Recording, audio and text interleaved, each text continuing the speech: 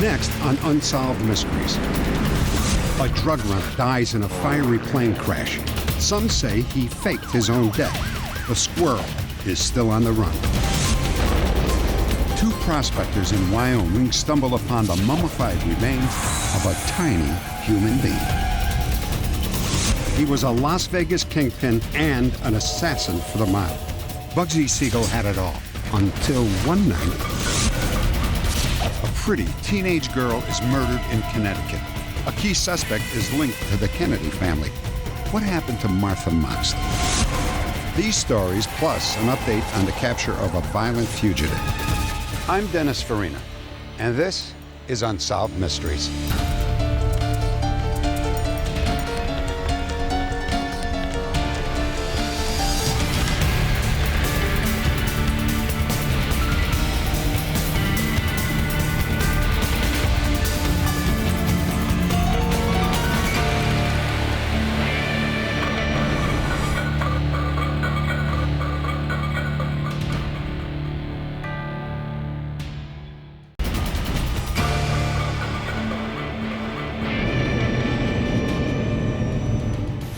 We're in Western Virginia's remote mountain wilderness. State troopers arrive on the scene of a small airplane crash. Still strapped in the cockpit is a body charred beyond recognition. But it's the plane's cargo that catches the attention of police. 1,200 pounds of high-grade marijuana worth more than $1 million. For authorities, the crash was something of a godsend. Eventually, they would connect both the plane and the dead pilot to Wallace Thrasher of Bland County, Virginia. Back in high school, he was your all-around kid. A member of the Key Club and Latin Club, Thrasher seemed to be going somewhere. He played on the football team and earned the nickname Squirrel for his ability to outrun trouble. Thrasher didn't seem the type to end up peddling drugs. But somewhere along the way, his life took a wrong turn. And while his buddies claim that Thrasher died in Central America, authorities suspect the Squirrel is very much alive and once again on the run.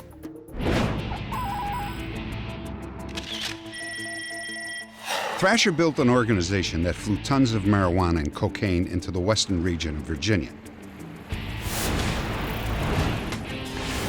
Distributors then smuggled the drugs north to Chicago, Detroit, and other big cities.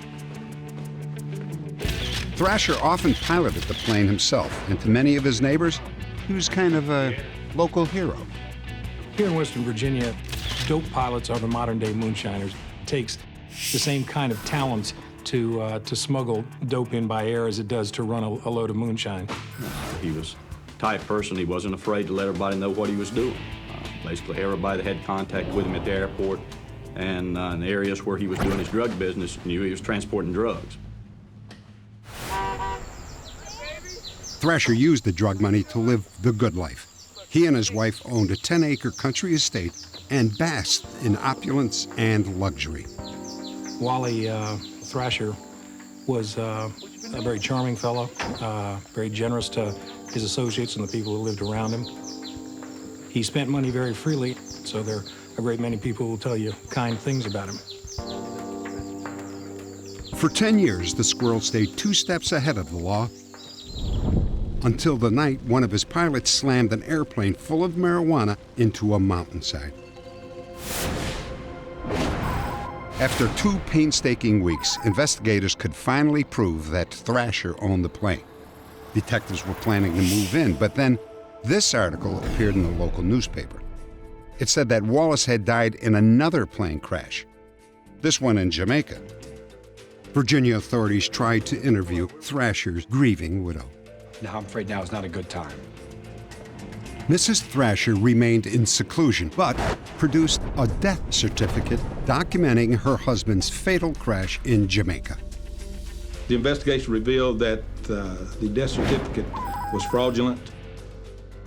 There was no evidence from any witnesses or anyone in Jamaica that knew of any such crash. The police were sure that Thrasher was still alive. They filed charges against him. Eventually, his wife agreed to tell investigators all she knew. Talking about the crash in Virginia, she told them there had been a second pilot on board the aircraft. The pilot was injured badly. Even so, he dragged himself to a payphone. Thrasher picked him up at the very moment police were racing to the crash scene. Thrasher knew that the plane would be traced back to him. We were trying to come in low under the cloud cover. It was just a matter of time before the authorities would be knocking at his door. I think we got real problems. Thrasher took the injured pilot to an out-of-state hospital, then dropped from sight. But his wife continued to talk. She said her husband then stuffed $250,000 in cash into a travel bag and left Virginia for Belize in Central America. She thought her husband would buy a load of marijuana and return to the United States. But some think that the Squirrel never intended to come home, and that the $250,000 was a down payment on a new life. Hello? About a week later, Mrs. Thrasher received a call from two of their Confederates down in Belize, advising her that Mr. Thrasher had been killed on takeoff in a massive crash. Oh my God. The fire had been so intense that literally the plane was burned down to the outline of a plane on the ground, and that there would be very little for them to send back and no reason for her to come down.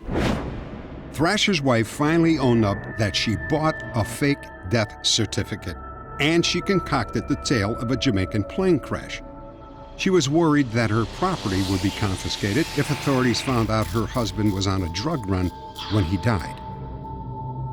I did get some proof, though. And then one of Thrasher's former associates showed up. He had something he claimed was recovered in the crash, Wallace Thrasher's wedding ring. I got that from one of the guys that was there when he crashed. The ring was in perfect condition. The inscription as sharp as the day it had been engraved. Mrs. Thrasher did advise me it was definitely Wally Thrasher's wedding ring. We find it kind of tough to believe that an aircraft could cause that amount of destruction to the point where literally the substructure of the plane was melted and the ring itself would still be in that kind of condition. Did Thrasher really die in a fiery crash in the jungles of Central America? Or did the Squirrel once again dash to freedom? I think that at the time that Mr. Thrasher disappeared, he was facing a lot of different problems, and it may have been an opportune for him to, as they say, exit stage left. This is what Wallace Thrasher looked like when he was 36. He has blue eyes, an athletic build, and stands 5 feet 10 inches tall. If you have any information, log on to Unsolved.com or contact the U.S. Marshal's Office. Coming up is a small mummy found in a Wyoming cave, proof of an extinct human species. And next, after escaping from a prison, a violent criminal is brought to justice.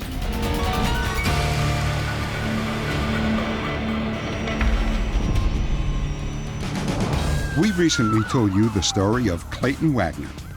On the back roads of Kentucky, Wagner led police on a high-speed chase after he and a buddy robbed the gas station. The chase ended when the two suspects took off on foot. Police captured one of the men, but Clayton Wagner got away. Authorities were shocked by what they found in Wagner's truck. In the vehicle was gas cans, half filled with gasoline, a dummy hand grenade, and firearms, and a list of abortion clinics. Clayton Wagner is a very complex and intelligent individual.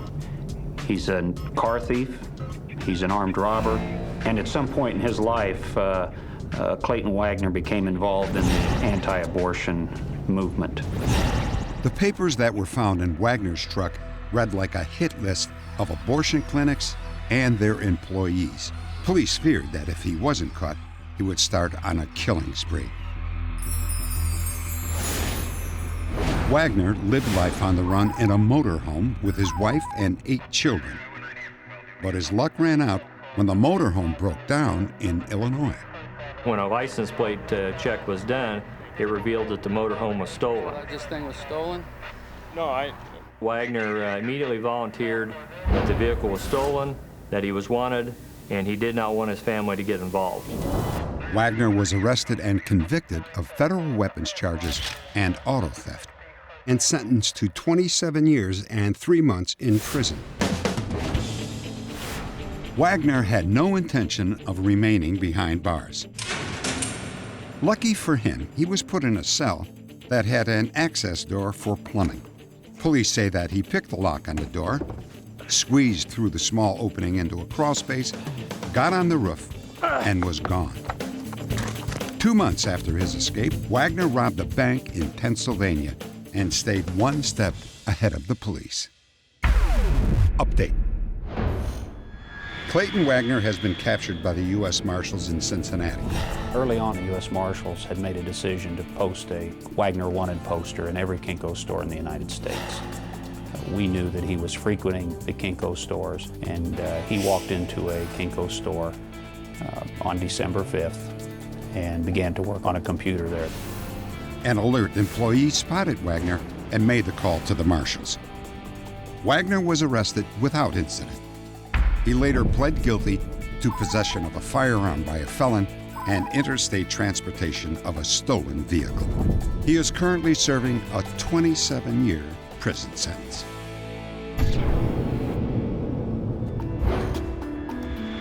On the Indonesian island of Flores, archaeologists recently uncovered parts of several small skeletons. Scientists are still debating whether the bones are proof that a new species of miniature human beings once lived on the island. 70 years earlier in central Wyoming, 2 prospectors made a similar discovery in a remote cave. They were looking for gold, but found the relic of a small mummy whose origins are still a mystery.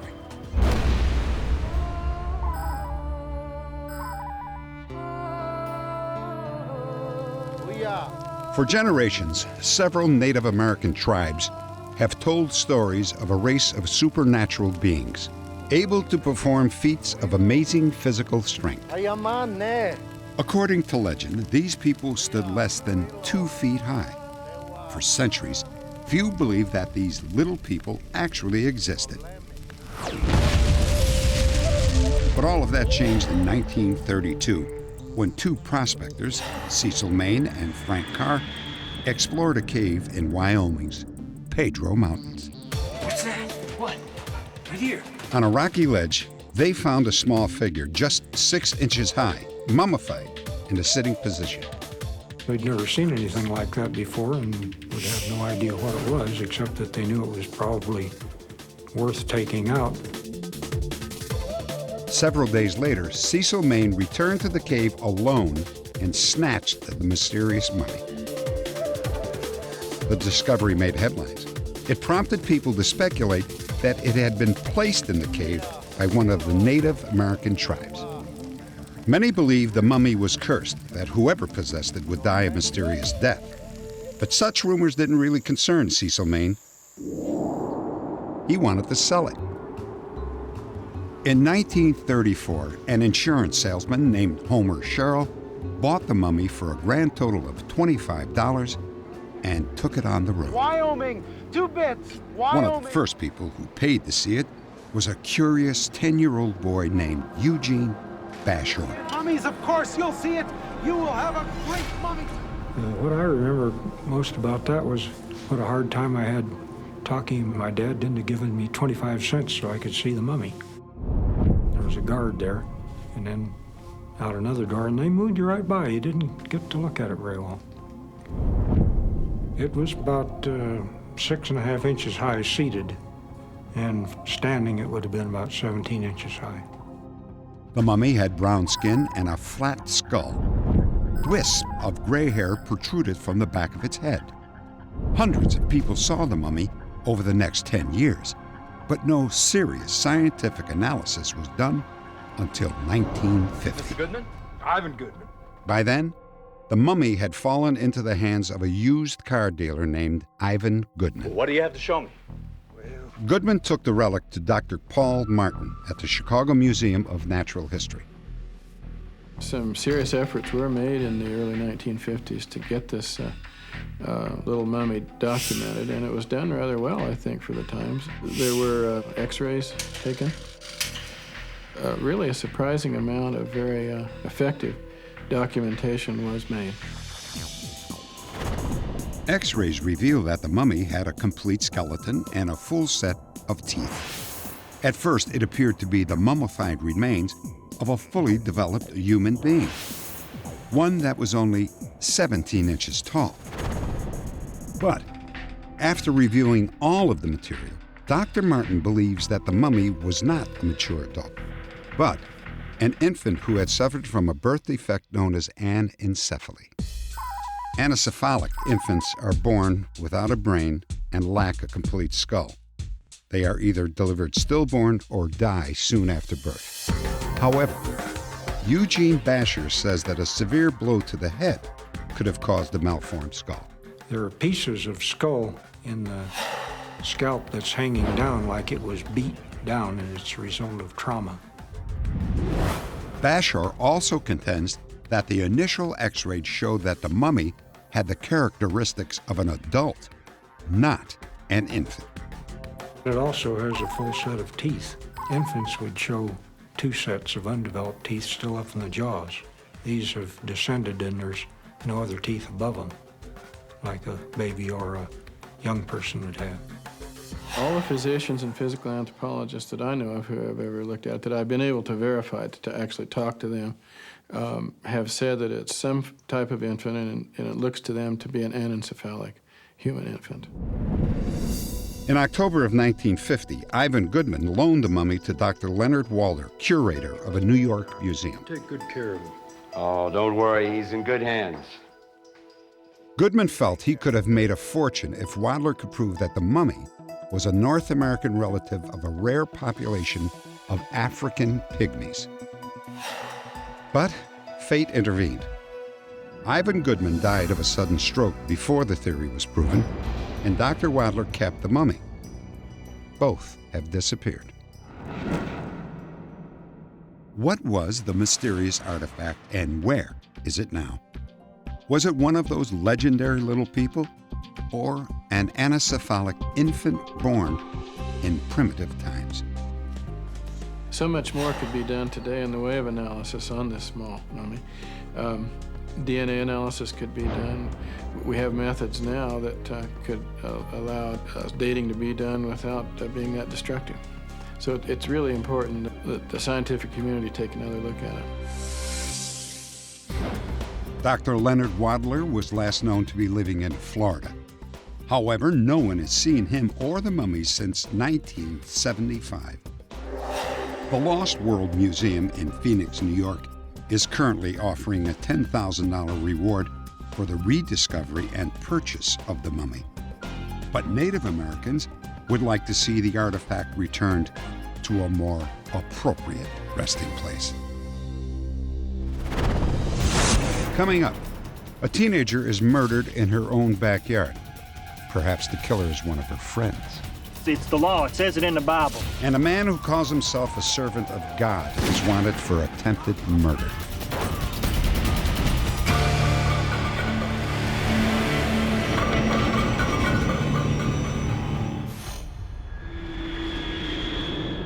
In Anderson, Missouri, a lone hunter cautiously makes his way through the woods, stalking, waiting for just the right moment to strike. The hunter is not your everyday outdoorsman. His target is not an elk or a deer, but a Missouri State Highway patrolman.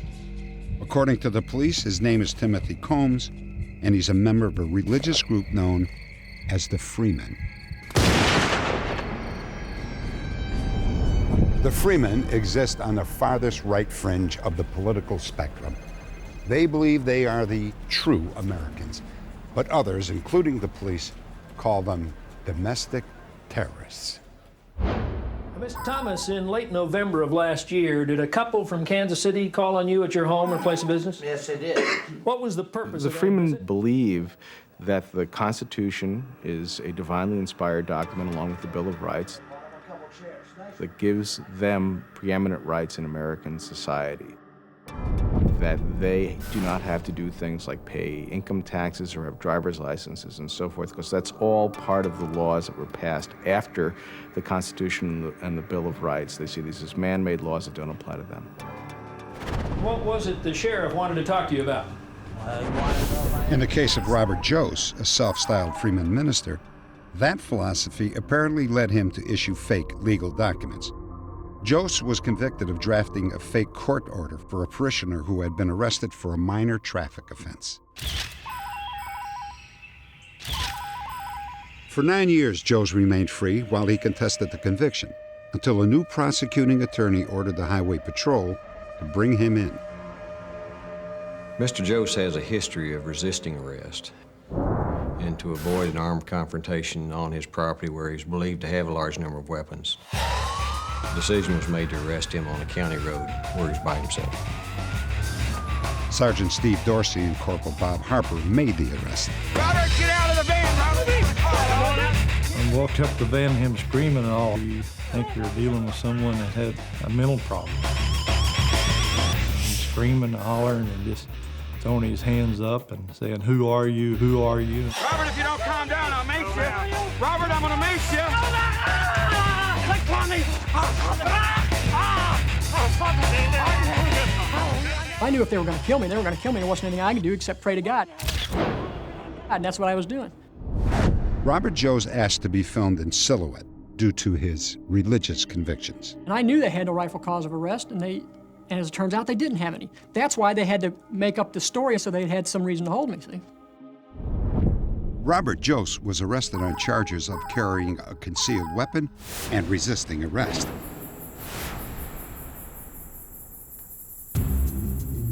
Then, 3 months later, one of the arresting officers, Corporal Bob Harper, became the target of a sniper.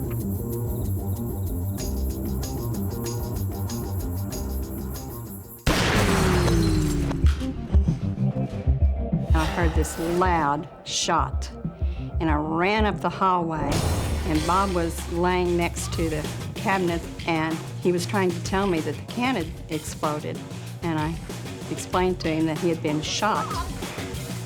It was a miracle that Bob Harper survived. Get a helicopter. The bullet missed his heart by just 1/16 of an inch.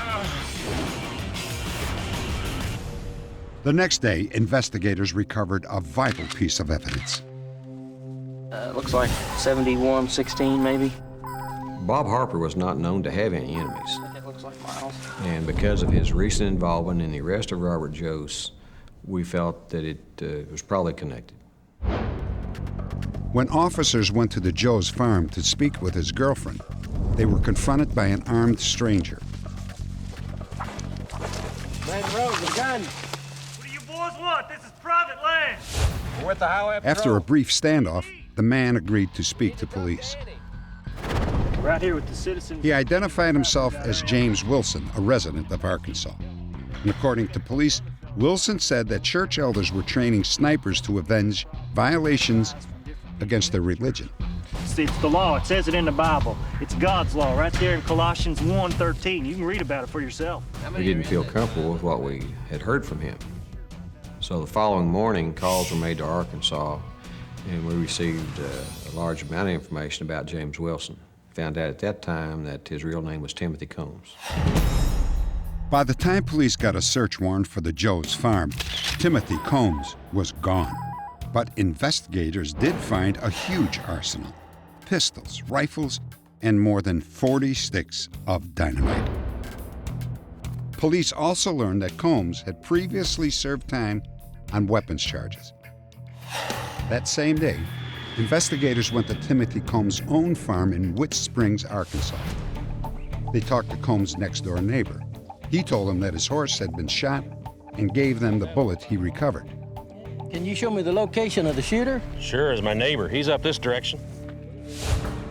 The neighbor suspected that Combs fired it during target practice. You see the machine shed there and the tree to the right? He's about midway in between, back in that brush line. According to authorities, a search of Combs' property turned up shell casings that reportedly matched the casings found outside Bob Harper's kitchen window.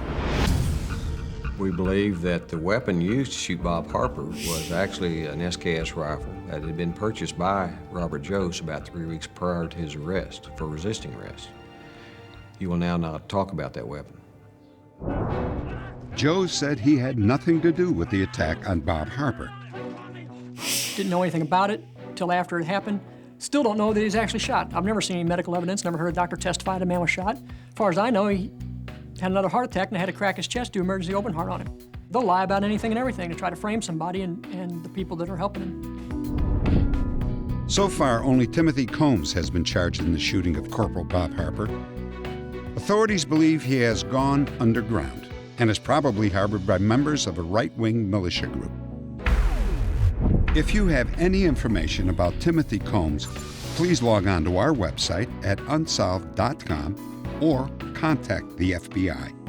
A $100,000 reward is being offered for information in this case. Coming up, police suspect the killer of a teenage girl might be her friend and neighbor. And next, the still unsolved murder of legendary mob boss Bugsy Siegel.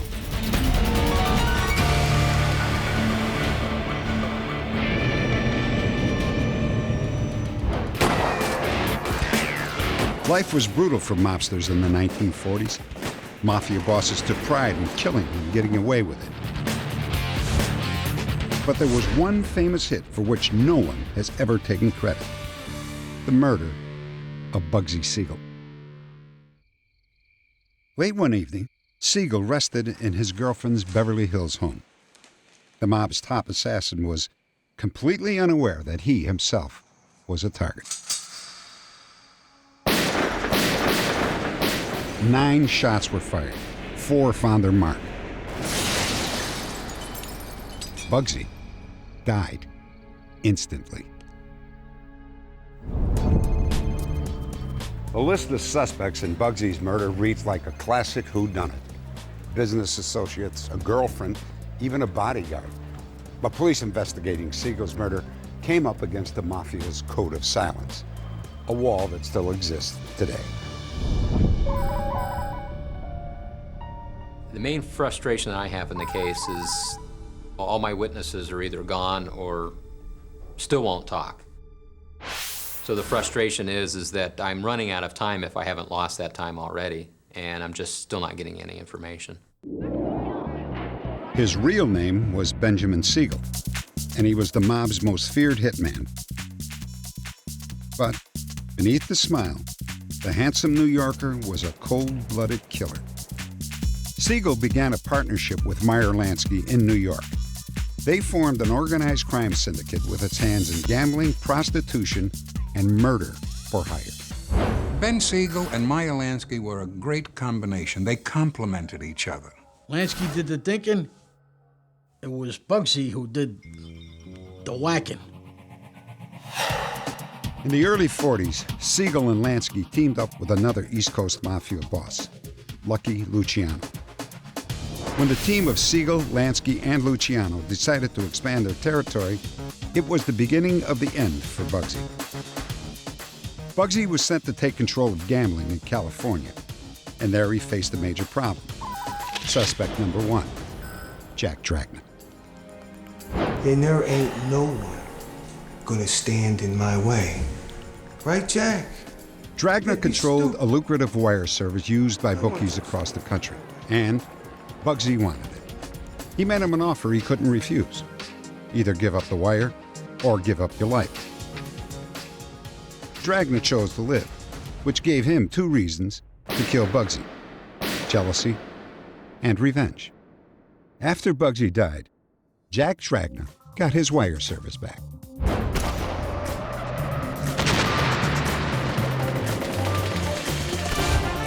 Bugsy ran the mob's Los Angeles business with the showmanship of a Hollywood superstar. He began an affair with suspect number 2, Virginia Hill, an alleged cash courier for the mob. But Hill may have had her own reasons for wanting Bugsy dead. She was leading a double life. Virginia Hill was definitely connected some way with Chicago mob. She was out there keeping an eye on Bugsy and feeding the Chicago mob information on Bugsy's activities. Bugsy was killed in Virginia's home while she was out of town. Coincidence or not? Suspect number 3, Mickey Cohen. Mickey was a Cleveland gangster newly transplanted to L.A. Siegel could have had him killed, but instead, he put him on his payroll. Ben liked that this guy stood up to him. He liked it so much that he made him his personal bodyguard. Really. After Bugsy's death, Cohen was given control of West Coast gambling, which would never have occurred unless Bugsy was dead. When gambling became legal in Nevada, Siegel laid out plans for a luxurious casino called the Flamingo. LANSKY and Luciano put up the $1 million he needed to build it. But 1 million became 2, 2 became 4, and 4 became 6. Bugsy was financially out of control, giving LANSKY and Luciano a motive for his murder. It has to stop. LANSKY did go out and visit Siegel in Nevada, and I think he cautioned him and he warned him. Pay attention to the business, don't let the costs get too high. Your investors are not happy. There were also rumors that Siegel was pocketing some of his investors' money to support Virginia Hill. She was a very, very expensive playmate. They probably had a feeling that he was spending some of their money on Virginia. 20 minutes after Siegel's death, 2 members of the LANSKY-Luciano mob took control of the Flamingo Hotel. I'm your new boss. Mr. Siegel's no longer in the picture. Nobody believed that the timing of the takeover was coincidental. There are 5 suspects that could have been involved in Bugsy's death. Some feel the most likely scenario involves them all. Virginia Hill. She provided the location for the murder and possibly was given a reward. She had $2-3 million in a Swiss bank account. Siegel's bodyguard, Mickey Cohen, knew his boss's schedule for the evening. But at the time of the killing, he was not doing his job. Mickey Cohen even came into the station and said, what happened, what happened? I was supposed to be watching him. And Jack Dragna. Well, he may have ordered the hit with the approval of LANSKY and Luciano. He would not have dared to do it on his own. He would have asked permission from people he regarded in the New York area. It's a possibility because they were thinking of killing Siegel anyway, so all right, let Jack Dragna handle it. Today, none of the key suspects in the Siegel murder are alive. But Beverly Hills police still hope that someday the Mafia Code of Silence will be broken. Murder has no statute of limitations. So until the case is solved, the case remains open.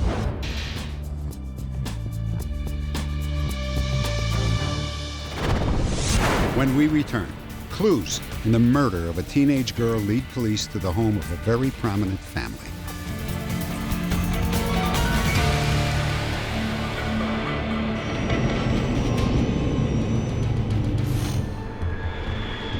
On October 31st in Greenwich, Connecticut, a teenager discovers the body of her missing friend, Martha Moxley. I found Martha. It appeared she had been bludgeoned to death. Her jeans and her underpants were pulled down around her knees, but there was no evidence of sexual assault. The night before, Martha had vanished while out with her friends.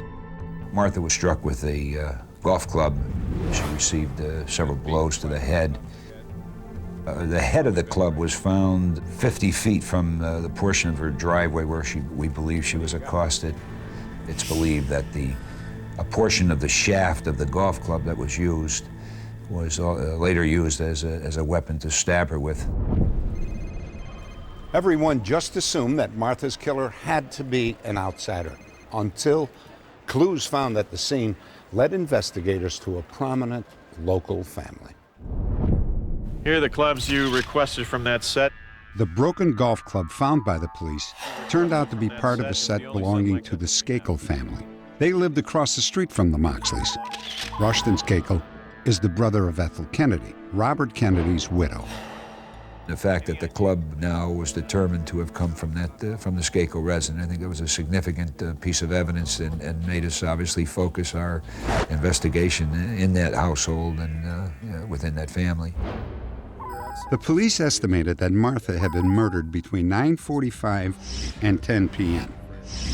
15-year-old Michael Skako told police that he had been hanging out with Martha that night and that he said he last saw her a little after 9 p.m. 17-year-old Thomas Skako said that he was with her as well. Brian Wilson and Alexandra Nelson. Thomas, in fact, was the last person known to have seen Martha alive. I had a paper due on Abraham Lincoln, so I went back inside the house and up into my room.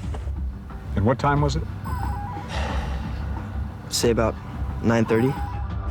When police checked with Thomas's school, they found no such report had been assigned. Investigators found another potential suspect, also in the Skako household. Till about 12:30. 24-year-old Kenneth Littleton had just been hired as a live-in tutor for the Skako children. He told police that he heard noises outside the house sometime between 9:30 and 10 p.m. Could you go and take a look, please? Sure, Mrs. Watson. Before he went outside, Littleton said he checked on the 7 Skako children. The 4 oldest boys, including Michael and Thomas, were not at home. Littleton also said he didn't see Thomas until 10:25, when Thomas joined him in front of the TV. The other Skako boys came home within a half an hour.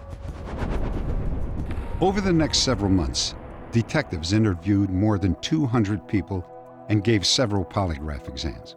According to police, Thomas Skako was given 2 polygraph tests. The first was inconclusive, but Thomas passed the second. And then, after months of cooperating with authorities, the Skakos, on the advice of their attorney, refused to answer any more questions.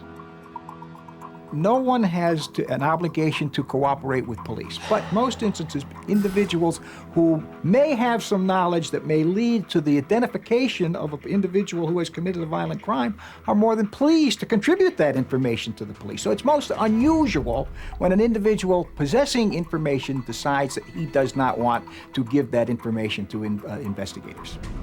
Do you know who killed Martha Moxley?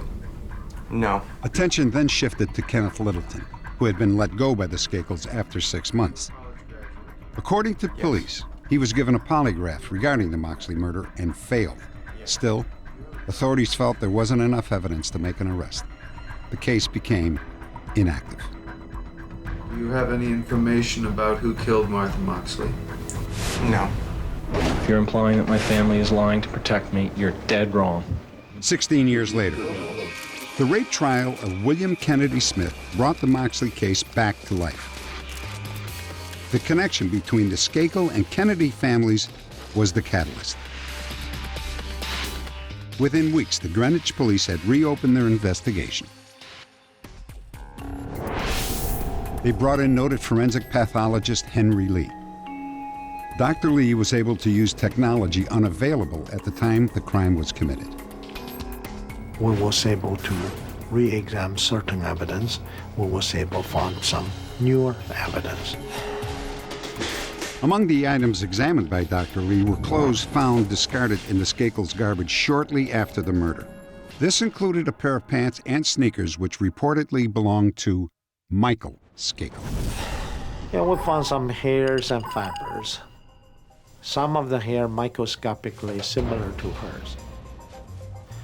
Other hair dissimilar to her. Dr. Lee determined that the hair belonged to a male Caucasian. The problem was that he didn't have a hair sample from any of the possible suspects and was unable to make a match. However, after studying the crime scene photographs, Dr. Lee was able to provide a possible motive for Martha's murder. The blood smear on her body indicates somebody tried to use force. It suggests could be a sexual motivated homicide. There were no defense wounds, which indicates that she knew her attacker.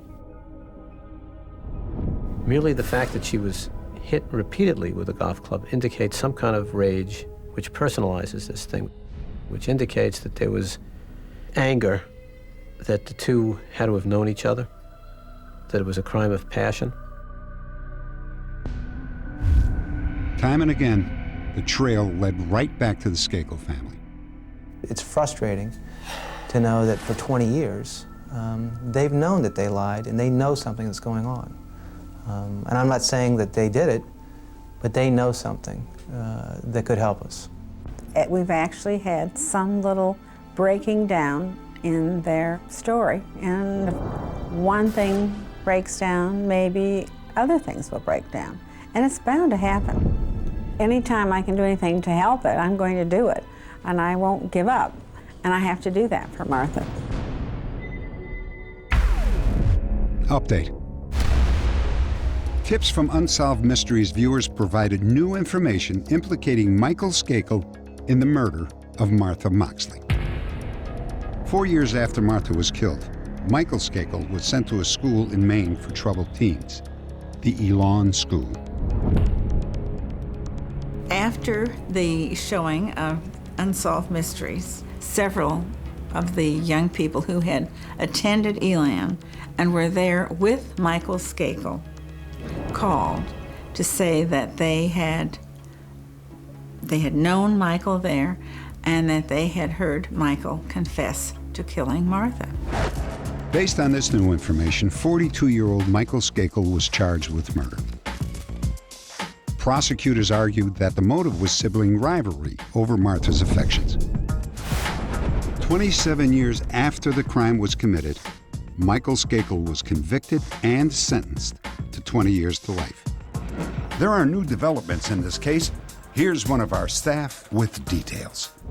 As a result of the Skakel family appeal, the verdict was overturned and Michael Skakel will be retried. After posting bail, he was released from prison. If you have any information on the cases presented tonight, log on to unsolved.com.